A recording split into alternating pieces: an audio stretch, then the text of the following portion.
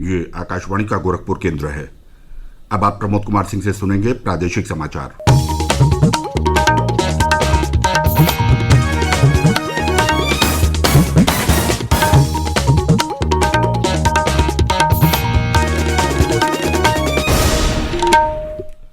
नमस्कार। बुलेटिन में पहले मुख्य समाचार। प्रधानमंत्री नरेंद्र मोदी ने अग्रिम पंक्ति के कोविड कार्यकर्ताओं के लिए विशेष प्रशिक्षण कार्यक्रम का शुभारंभ किया। कहा, सरकार सभी लोगों को मुफ्त कोविड टीका उपलब्ध कराने के लिए प्रतिबद्ध। मुख्यमंत्री योगी आदित्यनाथ ने कहा, मुख्यमंत्री बाल सेवा योजना से कोरोना महामारी के दौरान अनाथ हुए बच्चों का लालन पालन, शिक्षा और सुरक्षा सुनिश्चित कर रही है सरकार। प्रदेश में पिछले 24 घंटों में कोरोना संक्रमण के 291 नए मामले सामने आए। सक्रिय मामलों की संख्या घटकर 5,343 रह गई। और देश के महान खिलाड़ी मिल्खा सिंह का कोरोना संक्रमण से निधन।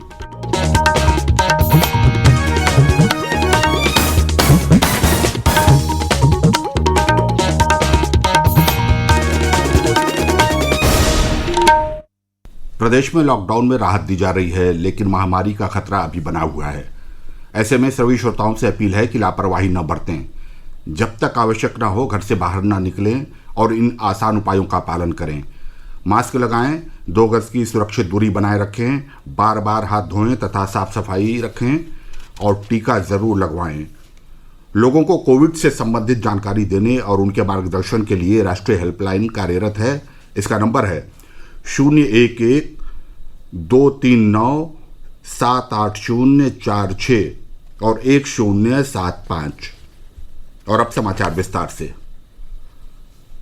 प्रधानमंत्री नरेंद्र मोदी ने कहा है कि सरकार हर व्यक्ति को मुफ्त कोविड टीका उपलब्ध कराने के लिए प्रतिबद्ध है।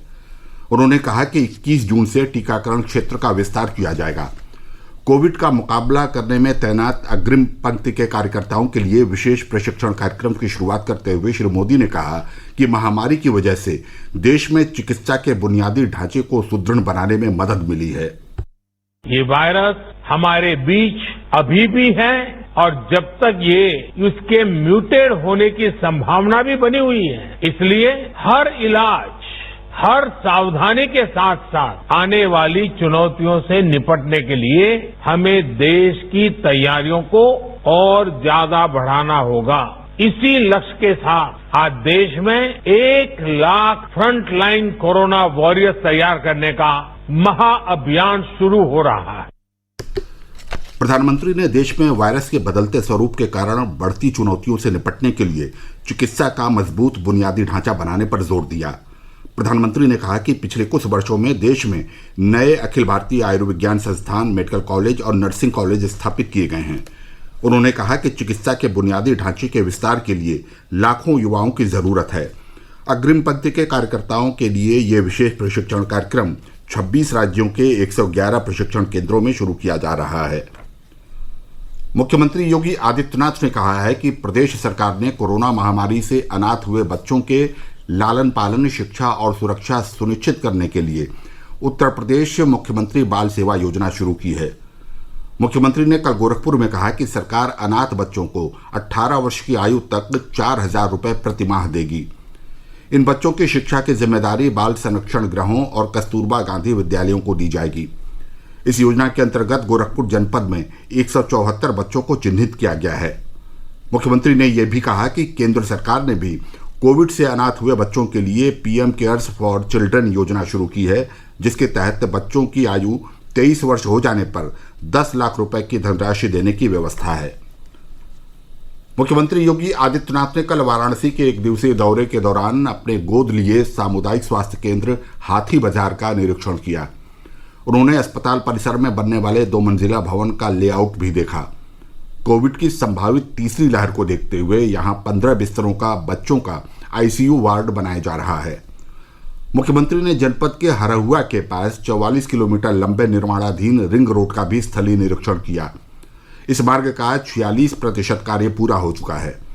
श्री योगी ने काशी विश्वनाथ मंदिर में चल रहे निर्माण कार्यों का भी जायजा लिया। उन्होंने अधिकारियों के साथ मंडल में कोविड की स्थिति और विकास कार्यों की समीक्षा की। मुख्यमंत्री योगी आदित्यनाथ ने कहा है कि कोरोना का संक्रमण कमजोर हुआ है, समाप्त नहीं। इसलिए सावधानी बरतना बहुत आवश्यक है। उन्होंने लोगों से कोविड से बचाव के सभी उपाय करने की अपील की है। श्री योगी कल बलिया में संवाददाताओं को संबोधित कर रहे थे। उन्होंने जनपद में स्वास्थ्य सुविधाओं और विकास कार्यों का स्थलीय निरीक्षण किया। मुख्यमंत्री ने जिला अस्पताल में कोविड और नॉन कोविड वार्ड का जायजा लिया। उन्होंने ट्रॉमा सेंटर में चल रहे टीकाकरण केंद्र का भी निरीक्षण किया। मुख्यमंत्री जनपद के ब्लॉक हनुमानगंज के हैबतपुर गांव भी गए, जहां उन्होंने खाद्यान्न वितरण, साफ सफाई और निगरानी समितियों के बारे में जानकारी ली। प्रादेशिक समाचार आप आकाशवाणी गोरखपुर से सुन रहे हैं। ये समाचार बुलेटिन हमारे YouTube channel AIR news Gorakhpur और ट्विटर हैंडल AIR News_GKP पर भी उपलब्ध है। प्रादेशिक समाचारों के इस बुलेटिन में आपका फिर से स्वागत है। प्रदेश में पिछले 24 घंटों में कोरोना संक्रमण के 291 नए मामले सामने आए हैं, जबकि इस दौरान 774 लोग स्वस्थ हुए हैं। कोविड के सक्रिय मामलों की संख्या घटकर 5,343 रह गई है। प्रदेश में एक दिन पूर्व 2,91,000 से अधिक कोविड नमूनों की जांच की गई। अब तक 5,47,00,000 से अधिक नमूनों की जांच की जा चुकी है। उधर प्रदेश में एक दिन पूर्व 4,04,192 कोविड टीके लगाए गए।